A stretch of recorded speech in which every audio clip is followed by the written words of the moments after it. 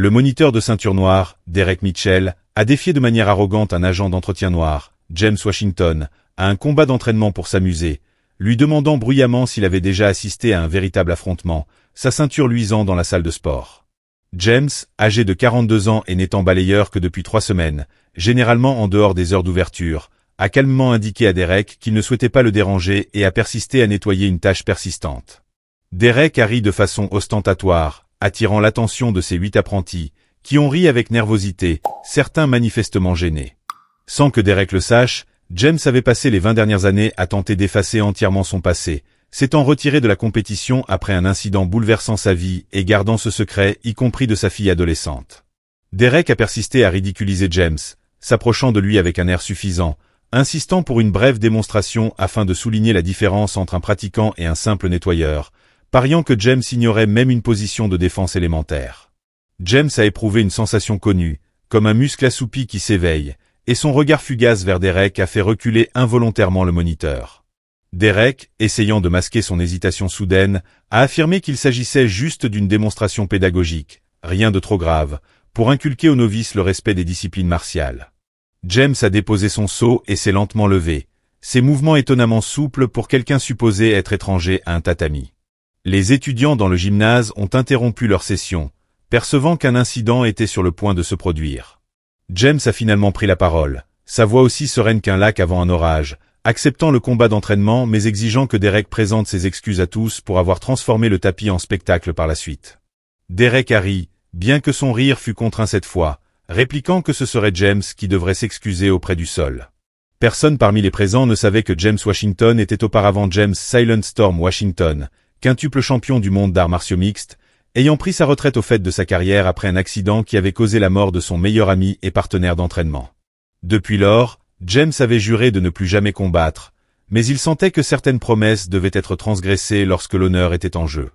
Derek a ajusté théâtralement sa ceinture noire, savourant la tension, et a demandé à chacun de se rassembler pour une démonstration concrète de la classification dans les arts martiaux. James a observé les 8 étudiants former un arc de cercle. Certains semblaient enthousiastes, tandis que d'autres étaient manifestement gênés. Une jeune femme d'origine asiatique aux cheveux coiffés en arrière a discrètement fait part de son désaccord à son camarade. Derek a continué de manière théâtrale, affirmant que James était un exemple parfait de quelqu'un qui ne saisissait pas que les salles de sport de haut niveau ne sont pas pour, enfin, vous voyez.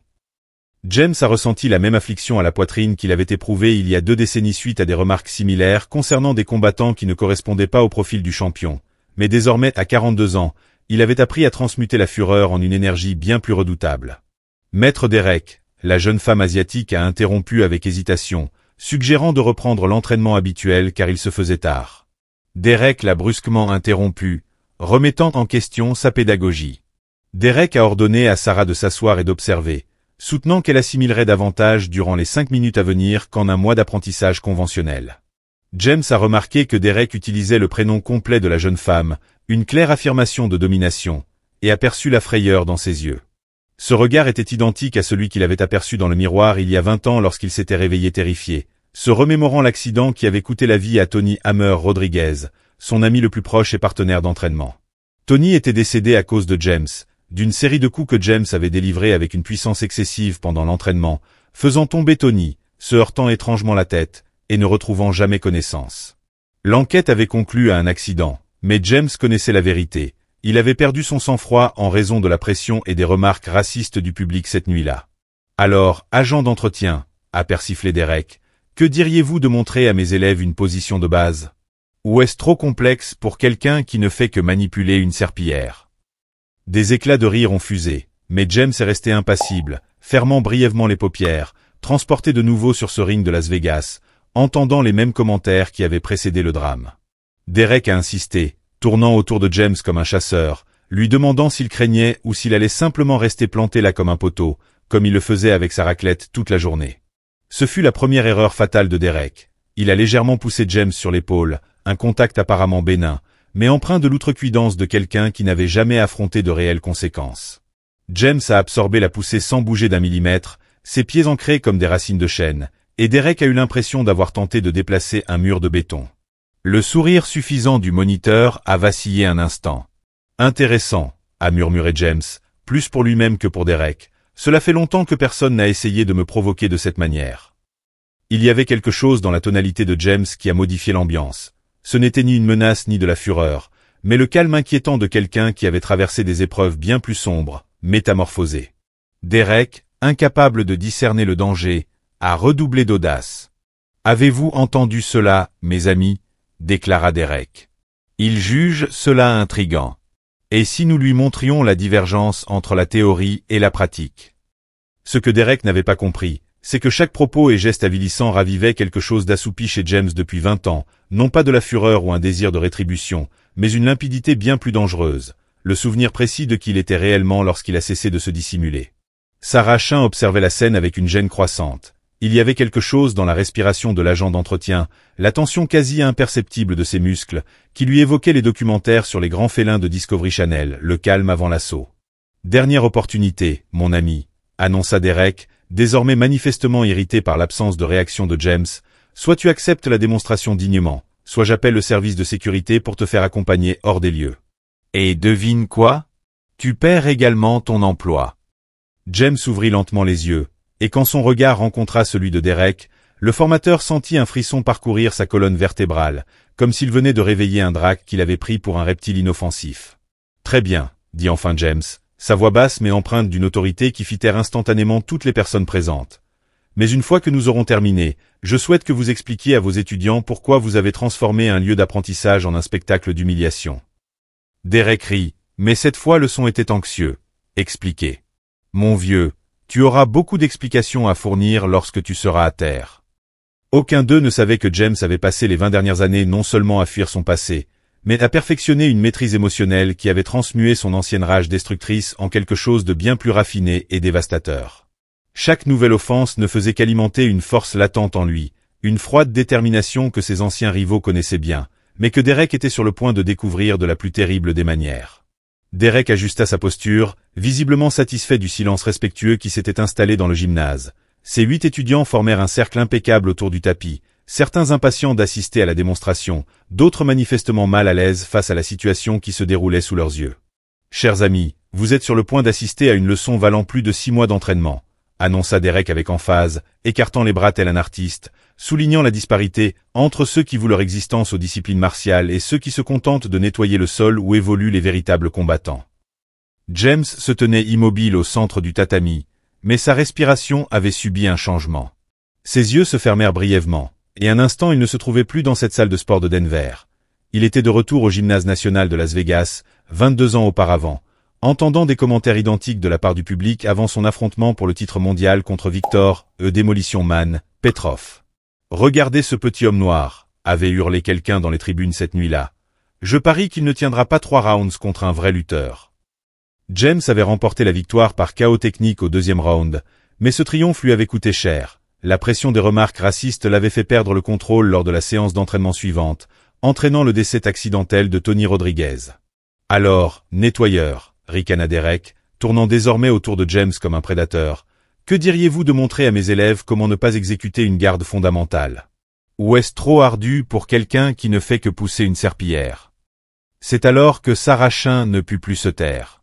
La jeune femme de 22 ans, ceinture violette en jiu-jitsu et étudiante en master de psychologie du sport, avait consacré les 2 dernières années à collecter des informations sur des cas de discrimination sportive pour sa thèse. Ce dont elle était témoin constituait un matériel universitaire précieux, mais aussi profondément perturbant. « Maître Derek », l'interrompit-elle fermement, « puis-je vous adresser une question? Pour quelle raison estimez-vous nécessaire d'humilier quelqu'un qui accomplit simplement sa tâche ?» Le silence qui suivit fut assourdissant.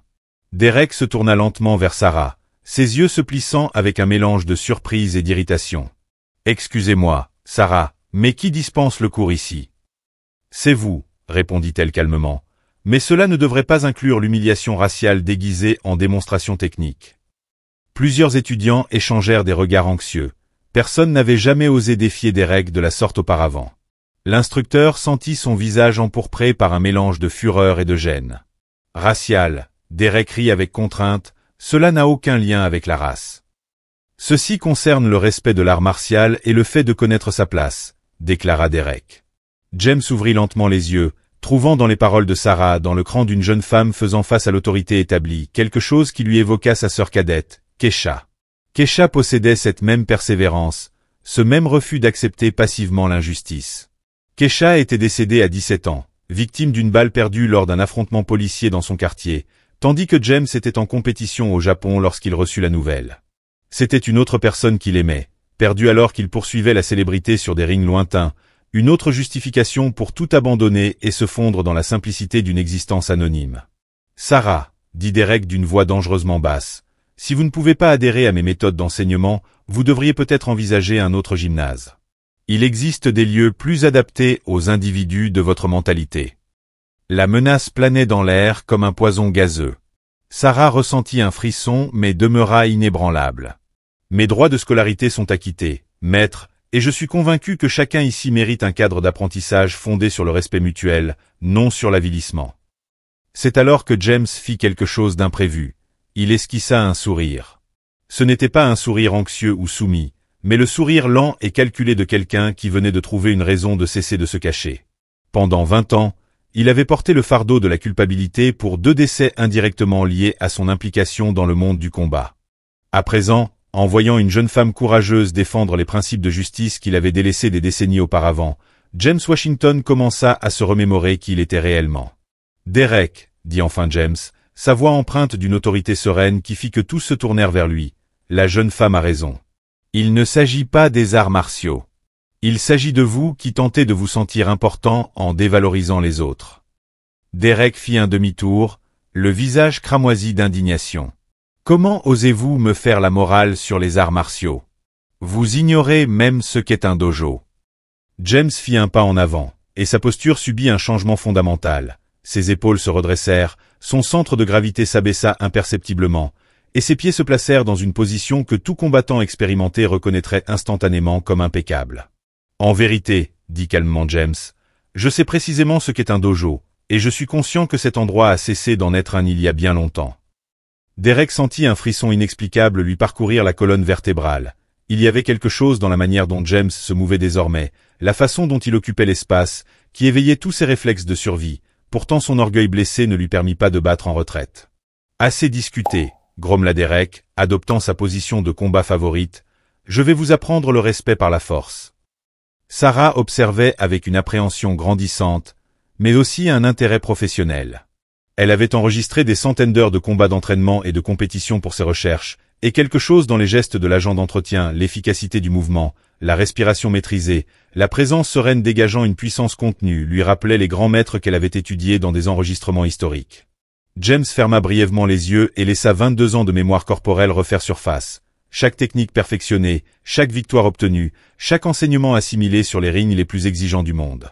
Quand il les rouvrit, Derek regardait droit dans les yeux de Silent Storm Washington, quintuple champion du monde d'arts martiaux mixtes. « Dernière occasion de vous excuser, » proposa James aimablement, « auprès d'elle, de vos élèves, et de transformer cet endroit en un lieu d'apprentissage. » Derek rit, mais le son était anxieux et forcé. « M'excusez, mon vieux. Vous allez implorer le pardon quand vous serez à terre. » Ce que Derek ne pouvait pas percevoir, c'est que James avait déjà décelé toutes ses lacunes techniques. La garde haute qui laissait son corps exposé, la propension à reculer en premier avec sa jambe droite, la manière dont il signalait ses coups par des micro-mouvements de son épaule. 22 ans loin du ring n'avaient pas effacé des décennies d'analyse technique affinée. Sarah remarqua d'autres élèves reculer par instinct, comme des animaux sauvages pressentant un orage imminent. Quelque chose dans l'atmosphère de la pièce avait complètement changé, comme si l'air était devenu électriquement chargé avant un éclair. C'est quand tout le monde a ri des dernières provocations de Derek que quelque chose d'inattendu a commencé à se dessiner sur le visage de James. Il ne s'agissait ni de courroux ni d'un désir de représailles, mais de la résolution sereine de quelqu'un qui avait trouvé une cause digne de rompre un serment de silence de 20 ans. Certains des assistants commencèrent à saisir qu'un événement extraordinaire était sur le point de se produire, même sans comprendre pleinement ce dont ils étaient témoins. Derek adopta sa posture de combat habituelle, celle qu'il avait employée pour intimider des centaines de novices au fil des années. Pieds écartés à la largeur des épaules, poings serrés au niveau de la poitrine, poids légèrement portés vers l'avant, la position classique de celui qui avait appris les arts martiaux dans des cadres contrôlés contre des opposants prévisibles. James demeura immobile quelques secondes, se contentant d'observer. Son regard parcourut Derek de la tête aux pieds, classifiant automatiquement chaque détail technique. la garde haute qui laissait ses côtes exposées, la base instable qui compromettait son équilibre, la tension excessive dans ses épaules qui annonçait chaque mouvement avant même qu'il ne s'amorce. Toujours en attente, ricana Derek, sautillant légèrement sur la pointe des pieds. Ou allez-vous simplement rester là comme un poteau? C'est alors que James fit quelque chose d'inattendu. Il commença à se mouvoir. Ce ne fut pas une transformation spectaculaire, juste un repositionnement subtil de ses pieds, un léger abaissement de son centre de gravité, ses épaules se relâchant en une ligne parfaitement horizontale. Mais pour quiconque savait ce qu'il fallait observer, la métamorphose fut instantanée et intimidante. Sarah Chin sentit un frisson lui parcourir le dos. Au cours de 2 années d'études de la biomécanique sportive, elle avait examiné des centaines d'heures de séquences de grands combattants. Ce dont elle venait d'être le témoin était le passage d'un homme ordinaire à un prédateur inné, un changement aussi infime que dévastateur. Intéressant, murmura Derek, sa confiance vacillant pour la première fois. Il y avait quelque chose dans la façon dont James occupait désormais l'espace qui éveillait tous ses instincts de survie. James fit un pas en avant, et Derek recula par réflexe. Le mouvement était si involontaire, si primaire, que plusieurs élèves le remarquèrent, une ceinture noire reculant devant un agent d'entretien. La dynamique de pouvoir dans la salle avait entièrement basculé. « Un souci ?» demanda doucement James, sa voix empreinte d'une autorité tranquille qui fit taire tout le monde. Derek sentit le sang lui monter aux joues. Son honneur était mis en jeu devant ses propres apprentis, et il ne pouvait plus faire marche arrière, même si chaque partie de son être lui intimait de s'arrêter et de s'excuser. « Aucun problème, » répondit Derek, arborant un sourire contraint. « J'apprécie simplement votre posture. » « Vous avez appris cela sur YouTube ?» La plaisanterie échoua, personne ne rit, et la tension dans la pièce était devenue presque insoutenable. « En fait, » dit calmement James, « je l'ai acquis dans un lieu nommé le Las Vegas National Gym. Peut-être en avez-vous déjà entendu parler. » Derek fronça les sourcils. Ce nom lui semblait familier, mais il ne parvenait pas à en retrouver la provenance. Las Vegas. Quel type de stage de fin de semaine y avez-vous suivi? Sarah Chin sortit discrètement son portable et tapa rapidement « Las Vegas National Gym Arts Martiaux ». Ce qu'elle découvrit lui glaça le sang. Ce n'était pas un simple cours de préparation, c'était l'endroit où les plus grands champions de MMA du monde des 3 dernières décennies s'étaient entraînés. « Derek », continua James, sa voix toujours sereine, « dernière opportunité. Excusez-vous auprès de Sarah pour avoir remis en question sa liberté d'expression. Excusez-vous auprès de vos élèves pour avoir transformé ce lieu en cirque. Et surtout, excusez-vous auprès de vous-même d'être devenu précisément le genre de personne que les arts martiaux devraient vous inciter à ne pas être. » L'offre de pardon flottait dans l'air comme de la fumée. Derek aurait pu choisir la modestie, admettre qu'il avait outrepassé les bornes, préserver le peu de dignité qui lui restait. Au lieu de cela, il attaqua. Le premier coup de poing de Derek était techniquement irréprochable, un jab rapide et précis exécuté exactement comme il avait appris dans les manuels. Le genre de coup qui fonctionnait contre 99% des individus avec lesquels il avait pratiqué au fil des ans. James ne faisait pas partie des 99%. Le mouvement fut si véloce, si fluide, que la moitié des présents ne purent même pas saisir ce qui s'était produit. James n'était tout simplement plus là où le poing de Derek avait été dirigé. Son corps avait glissé sur le côté comme l'eau s'écoulant autour d'un rocher, et soudain Derek était déséquilibré, son bras tendu dans le vide. « Belle tentative », commenta doucement James, déjà repositionné et parfaitement stable. Technique impeccable, vélocité adéquate, mais vous avez annoncé le mouvement avec votre épaule droite. Derek tourna frénétiquement, cherchant à localiser son adversaire, se demandant comment quelqu'un avait pu se déplacer si prestement. « Pure coïncidence », murmura-t-il, s'adressant davantage à lui-même qu'à James. La seconde offensive survint rapidement. Direct, crochet, uppercut, 3 frappes enchaînées avec la précision de celui qui avait répété cette séquence des milliers de fois, sa combinaison favorite pour clore les sessions d'entraînement et impressionner les novices. Encore une fois, James était simplement absent de la trajectoire. Cette fois, Sarah parvint à suivre le mouvement. James s'était légèrement abaissé, permettant au direct de passer à quelques centimètres au-dessus de sa tête. Le crochet ne trouva que le vide lorsqu'il s'inclina en arrière dans une courbe inimaginable, et lorsque Derek lança l'uppercut de toutes ses forces, James fit un petit pas en arrière, faisant passer le poing à quelques millimètres de son menton. Séquence intéressante, observa James, sa respiration demeurant régulière. Efficace contre les adversaires immobiles, mais vous laissez votre flanc gauche totalement exposé. Après l'uppercut, Derek commençait à transpirer. Ce n'était pas habituel. Il avait délivré des milliers de coups de poing dans sa vie, et à présent il ne parvenait pas à en placer un seul sur un homme censé n'avoir jamais combattu auparavant. « Cesse de virevolter et bats-toi » cria Derek, lançant une séquence encore plus féroce. C'est alors que James décida que la démonstration avait suffisamment duré.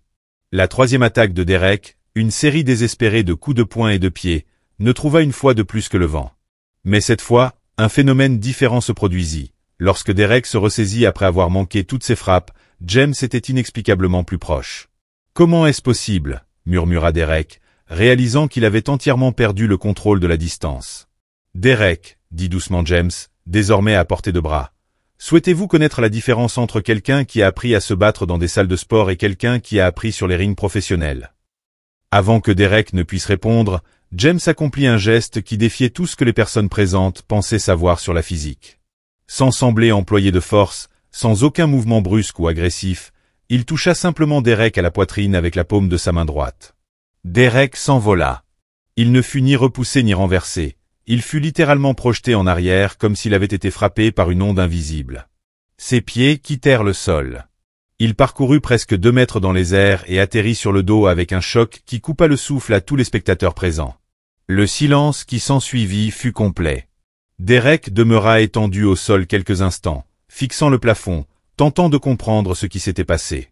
Il n'éprouvait aucune douleur, juste la puissance irrésistible de quelqu'un œuvrant à un niveau totalement différent de tout ce qu'il avait jamais connu. « Cela, » murmura Derek, essayant de se redresser, « c'est impossible. » Sarah Chain avait cessé de respirer. En 2 ans d'études des disciplines martiales, elle n'avait jamais été témoin d'une telle démonstration de force maîtrisée et dévastatrice.